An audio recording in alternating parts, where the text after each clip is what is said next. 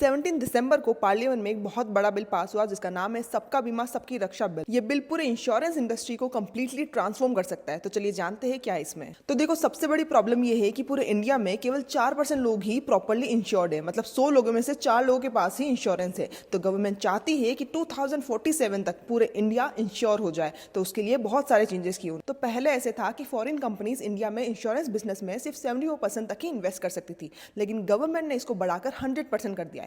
मतलब foreign insurance companies अब India में पूरी तरीके से अपनी कंपनी चला सकती है। इससे होगा क्या, इंडिया में फॉरेन पैसा आएगा और कंपटीशन बढ़ेगा। फिर दूसरा चेंज है कि री इंश्योरेंस कंपनीज के लिए जो कैपिटल रिक्वायरमेंट थी वो बहुत ही कम कर दी गई। इंश्योरेंस का मतलब होता है इंश्योरेंस कंपनीज के लिए इंश्योरेंस। पहले ऐसी कंपनीज को शुरू करने के लिए 5000 करोड़ रुपीज चाहिए होते थे, लेकिन गवर्नमेंट ने इसको कम करके 1000 करोड़ रुपीज कर दिए, जिससे री इंश्योरेंस कंपनीज ज्यादा आएगी मार्केट में और इंश्योरेंस कंपनीज को सपोर्ट मिलेगा। फिर तीसरी इंपॉर्टेंट चीज ये हुई है कि IRDAI मतलब जो इंश्योरेंस रेगुलेटर है उनको ज्यादा पावर मिल गई है। मतलब वो जल्दी से रूल्स बना भी सकते हैं और बदल भी सकते हैं बिना पार्लियामेंट में जाए। तो इससे हमें क्या फायदा मिलेगा?